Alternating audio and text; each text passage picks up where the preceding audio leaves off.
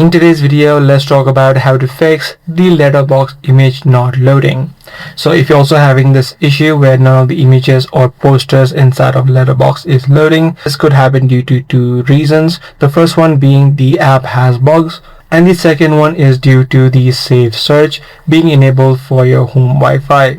So for the bug option, what you first of all need to do is try to update the application of Letterboxd from your device. So head over to the Play Store or the App Store depending upon your device. Search for Letterboxd, and if you do see new updates available, you can tap on the update button. Apart from this, what you can also do is try reinstalling the application so that any sort of bugs inside of the application will also get cleared out and you will have the latest version as well. So this is the first issue, and this is what happens to most people.